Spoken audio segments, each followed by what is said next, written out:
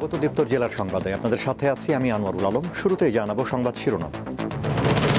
নারীদের বাদ দিয়ে উন্নয়নের চিন্তা করা ভুল, জয়পুরহাটে বললেন সেনাপ্রধান। বিভিন্ন স্থানে জামায়াতের বিক্ষোভ, জাতীয় নির্বাচনের আগে গণভোটের দাবি। হবিগঞ্জে দুধের উৎপাদন বাড়লেও লোকসানে খামারিরা, গোখাদ্যের দাম বৃদ্ধি।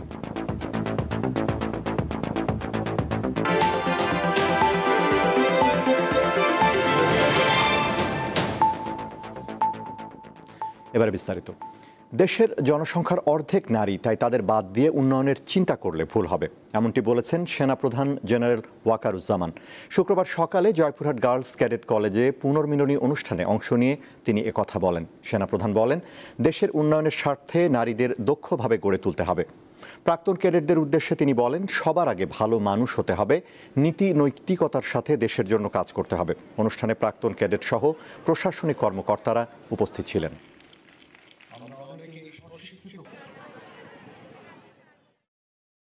আমরা অনেক মেডিকেল কলেজ চালাচ্ছি, অনেক ইউনিভার্সিটি চালাচ্ছি।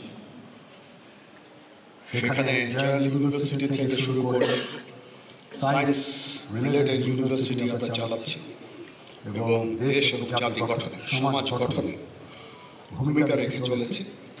এটা উত্তরোত্তর আরো বৃদ্ধি পাবে এবং আমরা ইনশাআল্লাহ দেখতে পাবো উত্তরোত্তর ভবিষ্যতেও এ ধরনের সমাজ গঠনে আমরা কাজ করে যাব। 5 দফা দাবিতে দেশের বিভিন্ন জেলায় বিক্ষোভ সমাবেশ ও মিছিল করেছে জামায়াতে ইসলামী। সকালে হবিগঞ্জ জেলা জামায়াতের উদ্যোগে বিক্ষোভ সমাবেশ হয়। সমাবেশে জাতীয় নির্বাচনের আগে গণভোট আয়োজন সহ 5 দফা দাবি জানান জামায়াতের নেতাকর্মীরা।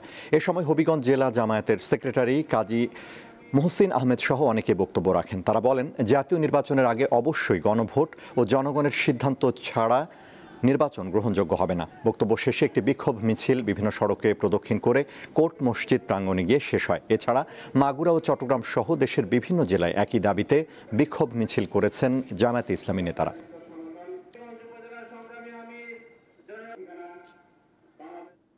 হবিগঞ্জে গত 1 দশকে বেড়েছে দুধের উৎপাদন, তবে গোখাদ্যের দাম বৃদ্ধি ও কাঁচা ঘাসের সংকট সহ নানা কারণে অধিকাংশ খামারি লোকসানে রয়েছেন। শ্রমিকদের বেতন দিতেও হিমশিম খাচ্ছেন তারা, ফলে গাভী পালনে আগ্রহ হারাচ্ছেন অনেকেই। 2019 সালে শখ থেকে দুগ্ধ খামার গড়ে তোলেন হবিগঞ্জের মাধবপুর উপজেলার পূর্ব ইটাখোলা গ্রামের মামুন রেজা সহ 4 বন্ধু। শুরুতে তাদের খামারে 45টি গাভী থাকলেও বর্তমানে রয়েছে 25টি। গোখাদ্যের মূল্যের তুলনায় দুধের দাম কম থাকায় লোকসান গুনছেন তারা। দুধ যে উৎপাদন করতাম গত 23 সালেও আমাদের ভালো ছিল, 200-220 কেজি পার ডে ছিল, কিন্তু ইদানিং আমাদের খাবারের দাম বাড়ার কারণে আমরা প্রায় অনেক গাভী বিক্রি করে দিছি। বর্তমানে খাবারের যে দাম, দানাদার খাদ্যের যে দাম, এই দুধের সাথে আমরা সামঞ্জস্য মিলাই পারতেছি, কারণে খরচ কমানোর জন্য গাভী কমাই দিচ্ছে। জেলায় বর্তমানে সরকারি হিসেবে প্রায় 7,000 দুগ্ধ উৎপাদন খামার রয়েছে। এসব খামারের উপর প্রত্যক্ষ ও পরোক্ষভাবে নির্ভরশীল অনেকেই। তবে দুধ উৎপাদন করে লাভ না হওয়ায় গরু লালন পালন কমাতে শুরু করেছে অনেকেই। এই খামারে 40টা গাভী আছে প্রোডাকশনে, যার প্রত্যেকদিন দুধ প্রোডাকশন হয় 550 লিটার। সব জিনিস দাম, আমরা তো কিছু করার নাই। দানা খাবার হচ্ছে ভুসি, ফিট, তারপরে ভুট্টা, এই আপনার সাইলেন আছে, সাইলেনে অবস্থার দাম মানে 500 না 550 টাকা। এবার একবার সন্ধ্যার দিকে খাবার দিয়ে আমরা দুধ দোয়ার পরে আমরা টোটাল দুধ আসে আপনার 85 কেজি থেকে 90 কেজি। জেলার প্রাণী সম্পদ কর্মকর্তা জানান, গোখাদ্য হিসেবে ঘাস উৎপাদনের পাশাপাশি বাজার ব্যবস্থাপনায় উদ্যোগ নেওয়া হয়েছে। যেটা কৃত্রিম প্রজনন করলে আমরা পর্যায়ক্রমে একটা গাভী যদি দেশি গাভী 2 লিটার বা 3 লিটার দুধ দেয়, আমরা যদি পর্যায়ক্রমে কৃত্রিম প্রজনন করতে থাকি, এক পর্যায়ে দেখা যাবে এটা 10 লিটারে উন্নতি করা সম্ভব। জেলায় বর্তমানে বছরে দুধের চাহিদা অন্তত 2,83,000 টন। কামরুন নাহার, দীপ্ত বার্তা কক্ষ।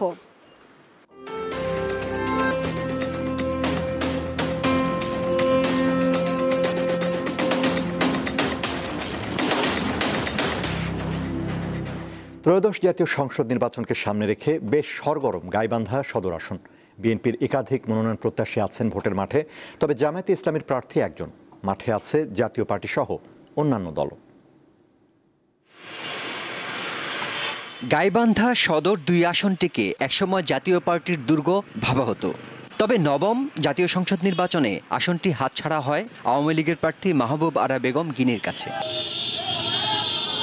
গিনি নবম, দশম ও একাদশ জাতীয় সংসদ নির্বাচনে টানা 3 বার সংসদ সদস্য নির্বাচিত হন।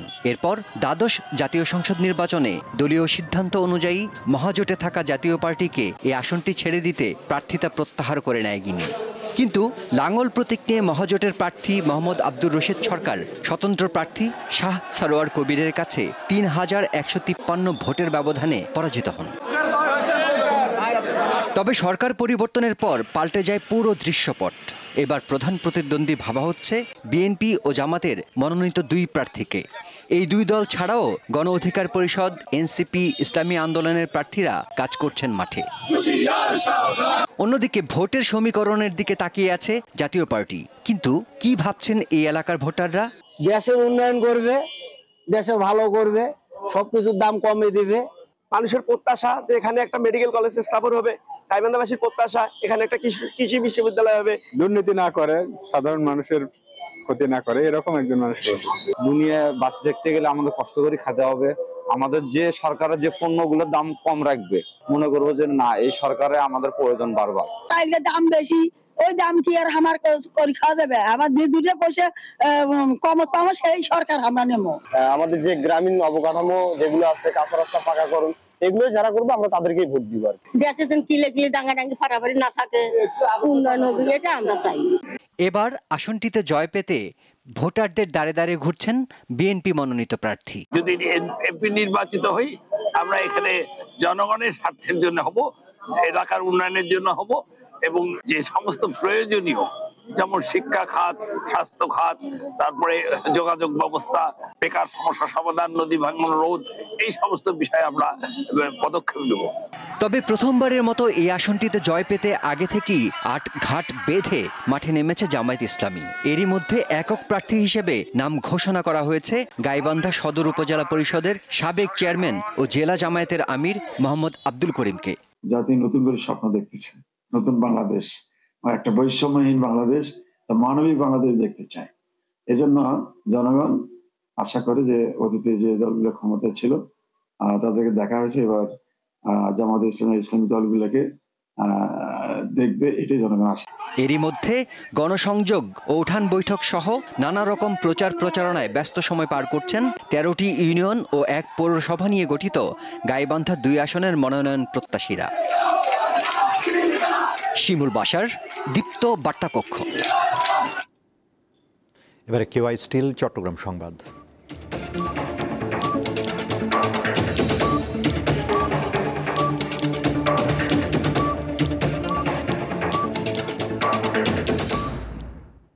চট্টগ্রামে একই দিনে 3 হত্যাকাণ্ডের ঘটনা ঘটেছে। চট্টগ্রাম রাঙ্গুনিয়া উপজেলায় সরবভাটা ইউনিয়নে আব্দুল মান্নান নামে শ্রমিক দলের এক নেতাকে গুলি করে হত্যা করেছে দুর্বৃত্তরা। বৃহস্পতিবার রাতে পারিবারিক এক অনুষ্ঠান থেকে মান্নানকে ফোন করে ডেকে নিয়ে হত্যা করা হয় বলে জানায় নিহতের স্বজনরা। এদিকে নগরীর এনায়েত বাজার এলাকায় দুর্বৃত্তদের ছুরিকাঘাতে খুন হয়েছেন এক যুবক। বৃহস্পতিবার মধ্যরাতে এ ঘটনা ঘটে। পাওনা টাকা চাইতে গিয়ে এ ঘটনা বলে জানান স্বজনরা। এছাড়া বুধবার ফটিকছড়ি পৌরসভার উত্তর ধুরুং এলাকায় পিটিয়ে আহত আব্দুল আল মাসুদ নামের এক যুবক চট্টগ্রাম মেডিকেল কলেজ হাসপাতালে চিকিৎসাধীন অবস্থায় বৃহস্পতিবার রাতে মারা যায়।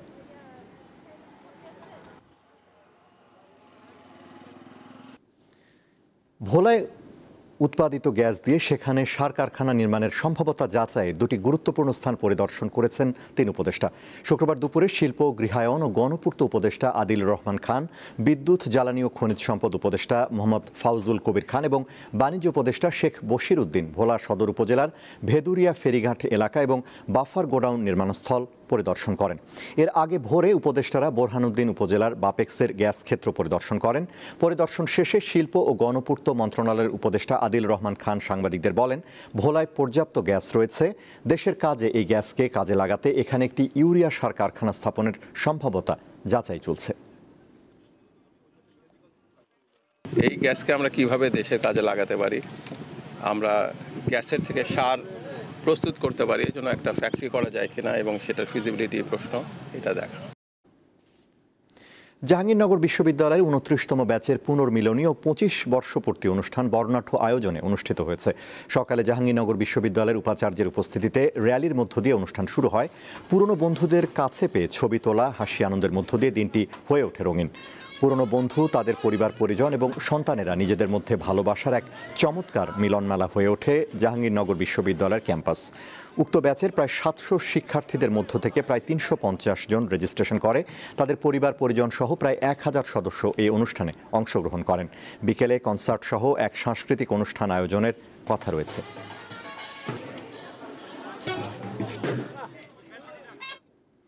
কাঙ্ক্ষিত স্বাস্থ্যসেবা বঞ্চিত নিঝুম দ্বীপবাসীর জন্য বিনামূল্যে চিকিৎসা ও ওষুধ বিতরণ করেছে এক্স নটোডেমিয়ান্স ওয়েলফেয়ার ফাউন্ডেশন। শুক্রবার নিঝুম দ্বীপের বন্দরটিলা এলাকার নিঝুম ড্রিমল্যান্ড রিসোর্টে মেডিকেল ক্যাম্প অনুষ্ঠিত হয়। এতে ডায়াবেটিস, মেডিসিন, হৃদরোগ, বাত ব্যথা ও চর্মরোগের চিকিৎসা দেওয়া হয়। প্রাক্তন নটোডেমিয়ান ও জাতীয় হৃদরোগ ইনস্টিটিউটের সহকারী রেজিস্ট্রার ডাক্তার শাকিল আরিফ চৌধুরী, মেডিসিন ও ডায়াবেটিস রোগ বিশেষজ্ঞ ডাক্তার মোহাম্মদ আব্দুল হালিম ও বাত ব্যথা রোগ বিশেষজ্ঞ ডাক্তার দলিলুর রহমান রোগী দেখেন। এ সময় প্রায় 3 শতাধিক মানুষকে চিকিৎসা সেবা ও প্রয়োজনীয় ওষুধ বিনামূল্যে সরবরাহ করা হয়।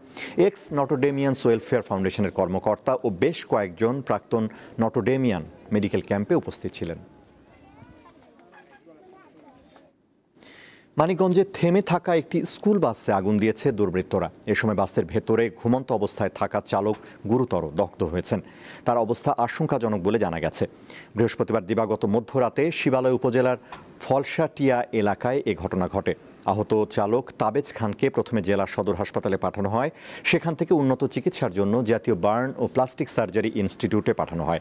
বাস চালকের বাড়ি মানিকগঞ্জ সদর উপজেলার বাড়াই ভিকরা গ্রামে। শেষ করব জেলার সংবাদ, তার আগে সংবাদ শিরোনামগুলো জানাবো আরও একবার। নারীদের বাদ দিয়ে উন্নয়নের চিন্তা করা ভুল, জয়পুরহাটে বললেন সেনাপ্রধান। বিভিন্ন স্থানে জামায়াতের বিক্ষোভ, জাতীয় নির্বাচনের আগে গণভোটের দাবি। হবিগঞ্জে দুধের উৎপাদন বাড়লেও লোকসানে খামারিরা, গোখাদ্যের দাম বৃদ্ধি।